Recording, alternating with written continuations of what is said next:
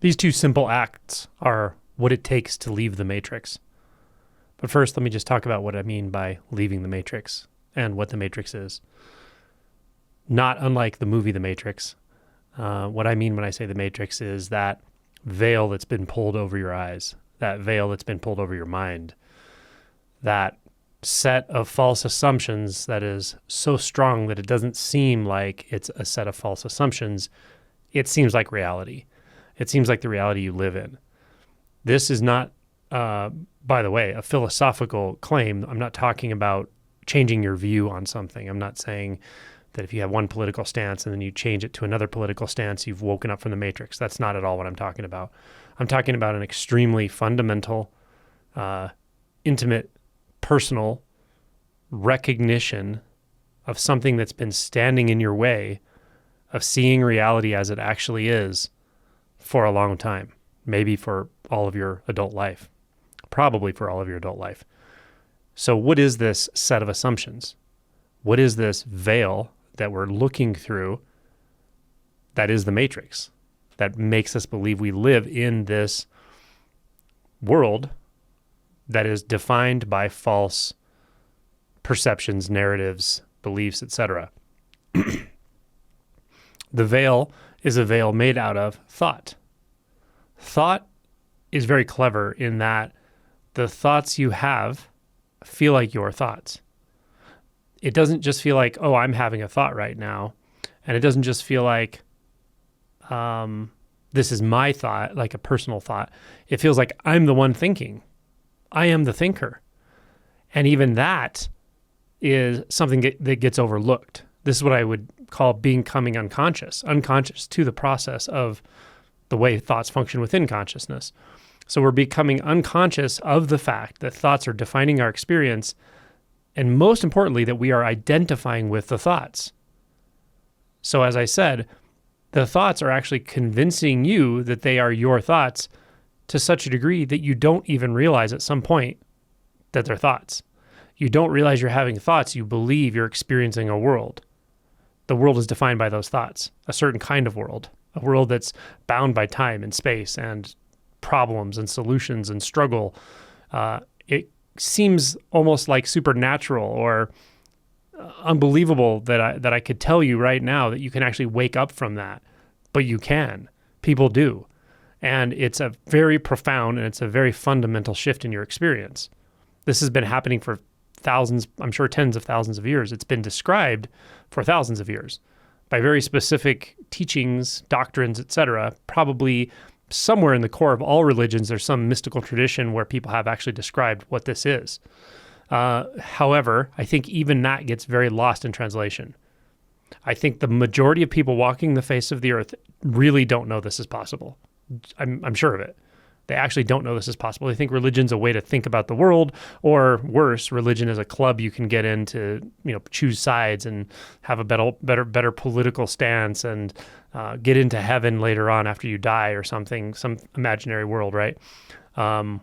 Again, that that internal imaginary world that can be manipulated by groups and ideologies and so forth, that is the matrix. That is part of the matrix. It's not the whole matrix, it's part of it. So I think that the vast majority of people don't actually regard the pointings that I'm talking about that are planted in our history, in mostly spiritual texts, but probably other places. There's some very good analogies in philosophy, Western philosophy, Plato's Republic, specifically the cave analogy with the sun and so forth. So there are pointers to this all over the place, but I really believe most people don't realize that's what those are. They think they're just nice ways to think about the world and a way to make yourself feel better through thinking about things differently or changing your perspective. And they can do that, but that's not what this is. That's not what I'm talking about, and that's not what they were talking about.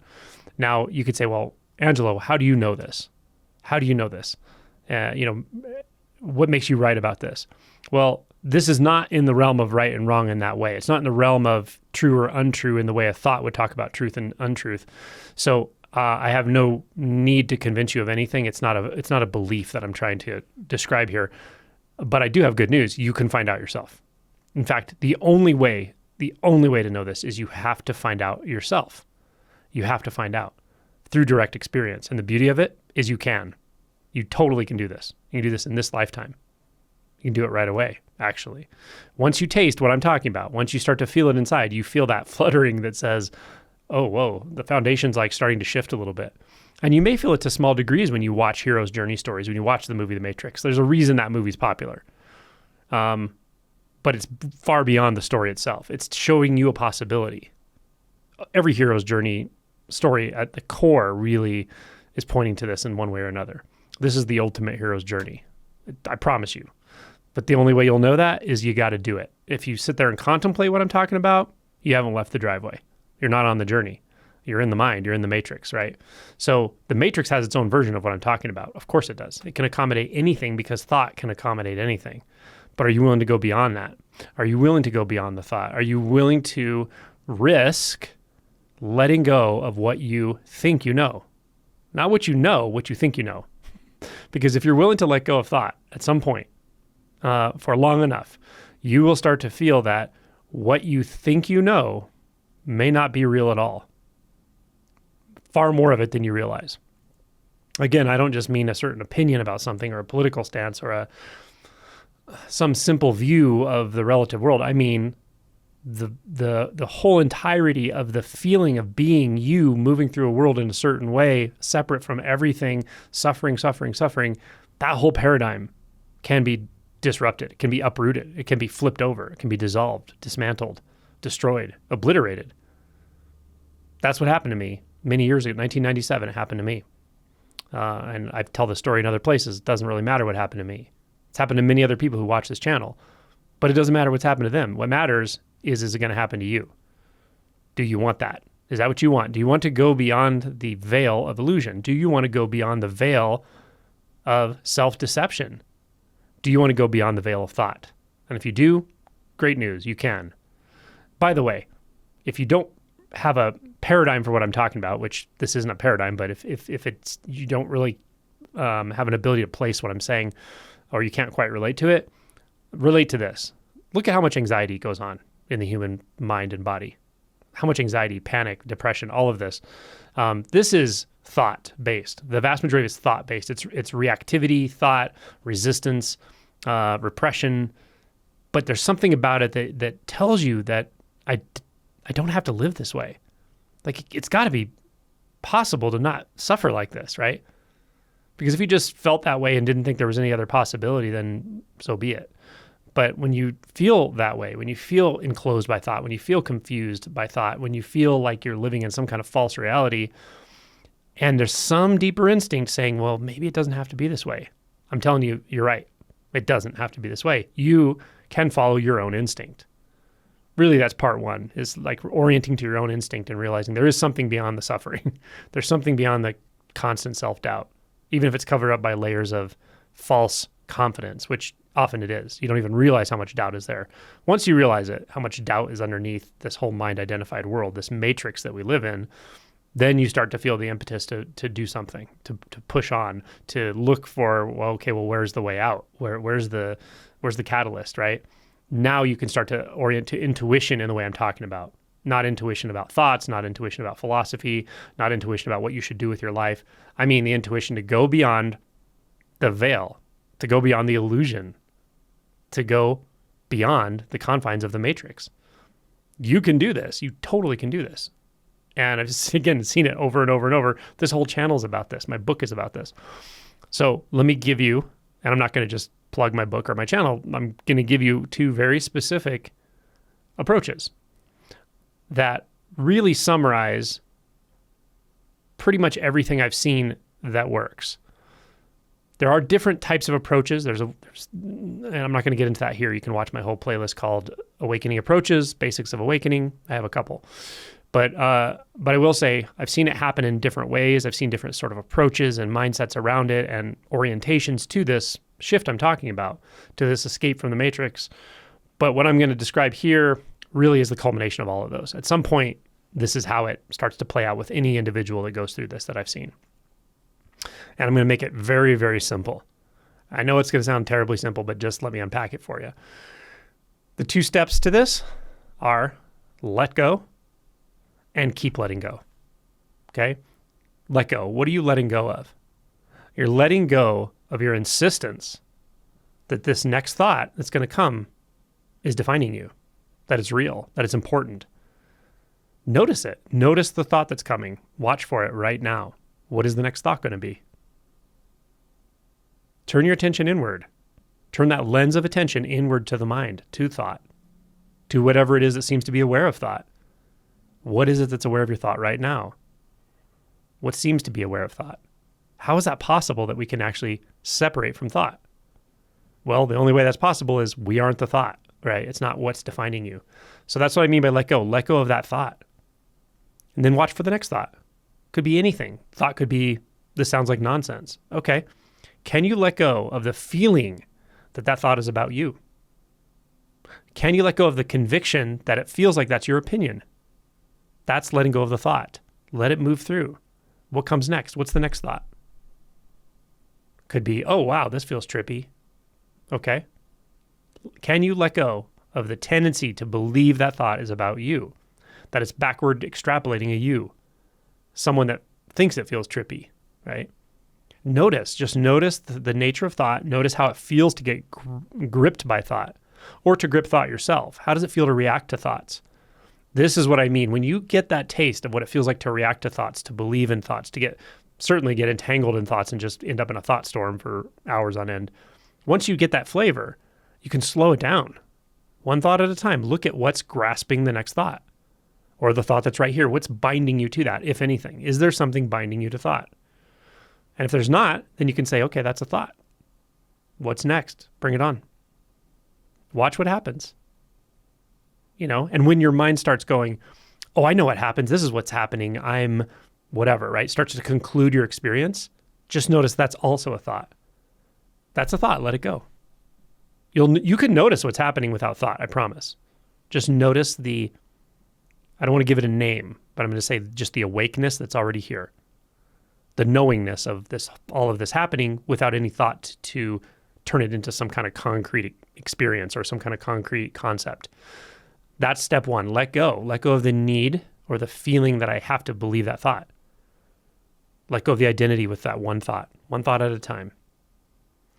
If you keep doing this, just keep at it. Look for the thought, notice it is a thought, and either question whether it's your thought or just really let go of the need to feel like it's your thought, that you need to bind to it, that you need to believe in it, that you need to track it down and see what comes next. That's the letting go, right? Do this enough times. It may feel frustrating at first. It may feel confusing at first. I understand. But if you do it enough times, you will do something. You'll notice something happen. You may not notice it actually while you're doing this process. You may, but you may not. And I'll just be honest, you can do this, you can feel frustrated, it can be confusing, and you don't notice anything. And then you wake up the next morning and some way your mind is operating just feels different. And then something shifts, or it can happen in so many ways. It can happen so surprisingly and serendipitously, or it can happen during the process. You could be sitting there looking one thought at a time and going, do I have to believe that thought? Do I have to grasp that thought? Do I have to believe that that thought is about me? Why does it feel like that? One at a time, let go, let go, let go. If you do that, like I said, if you do that enough times, you'll get a taste, some kind of taste. I'm not saying you're out of the matrix. I'm not saying you've had an awakening or anything like that, but you can get a taste, right? Just keep at it. Drill in. You might feel like you're drilling into concrete for a while, but then you might feel like you're drilling into wood. At some point, you might feel like you're drilling into sand. Like you'll get some more leeway if you keep at this. You'll feel some softening, or you'll feel your approach becoming more meaningful or more interesting. Just keep at it. At some point, when you get that taste, something, I'll just say more real than real. Something that feels like, okay, that's not a thought. Whatever I just experienced, it's like before thought, primary to thought, more real than thought. I'm not out of the matrix, but I just tasted what it's like to be out of the matrix. Something feels different here. Something feels like, whoa, okay, I know what that is now. And you will feel like you know what it is. You'll feel like it's familiar, like it's been there forever. I feel like I know what this is. How did I forget? But then it'll close down. It's like it's gone, right? There's like a little taste and it's gone. That's the fruition of doing that first part, which is letting go. The next part is continue letting go. Okay, so let go and continue letting go. Once you've had that taste, and again, it can take some effort, some efforting, some over-efforting sometimes, some frustration, but you'll get it. Once you get that taste, then it's a matter of continue to let go. Another way I can say this is staying in the gap. But what I mean by this is as you start to disidentify from thoughts, one after another, you're going to notice that there's something that's not a thing that's able to stand in the gap. Meaning there's something that is just standing on its own. It's aware and conscious. It might feel like you might feel like yourself, your most intimate, centered self or something, but it may not. It may just feel like this, like awakeness. But it's very obviously not a thought. It's not a thought. If you've had that first taste, then you know it's not a thought. Now the balance is to stay with that. That's what I mean by continue to let go. So to continue to let go, we'll start to feel, rather than a one-off, like one thought at a time, letting go of that thought, questioning whether that thought is my thought, that can feel kind of like one little act at a time of inquiry or something. This ongoing letting go, or the keep letting go, feels a little bit more like a balance. It's a balance of your attention in the space of thought, that inwardly turned attention, which you'll start to develop. You'll hone that. It'll feel like a balance of that and not grasping any thoughts. So it's kind of a willingness to let go constantly. It may feel like an almost grasping, but nothing's really grasping, and staying with that presence of being completely awake right now. And at some point, it'll get easier. It'll get easier to keep letting go. The letting go will stop being an act, like a positive act. Positive not meaning morally positive or something. I just mean positive meaning something you're actually doing. The letting go will stop feeling like a positive act. It'll start feeling more like a default act. It's like you don't have to do it. It's actually what you're not doing. That's the ongoing letting go. That's what it means to continue to let go, is not doing. What you're not doing is re-identifying. So you could say the first step is disidentifying from thoughts. The second part is not identifying. Now remember, it's easy to backslide here for a while, because you can have a sneaky thought that sneaks in and goes, oh, I'm not re-identifying. Like, oh, I'm, like a meta thought or a thought about practice itself. That's okay. Just notice it though. Don't let those close, sneaky thoughts sneak in, sneak up, and convince you that you're feeling something clear that is beyond thought, and yet it's being defined by a thought. I hope that makes sense. It's tricky, but that's what the mind will do. It'll give you a thought saying, I'm beyond thought, right? Or something like that. When you can let go of those thoughts, you can see them for what they are and let go of them ongoing, this gets a lot easier. And you'll just have this feeling of just like a kind of ongoing letting go. Now, you probably will have to do this while you're kind of concentrating your attention, meaning sitting down, quiet, putting away distractions. You may not be able to do this like walking through the day or doing other tasks. You might, but probably not at first, especially. So this give yourself the space to do this practice, to do this letting go, and then continuing to let go, and keep at it and tell me what happens.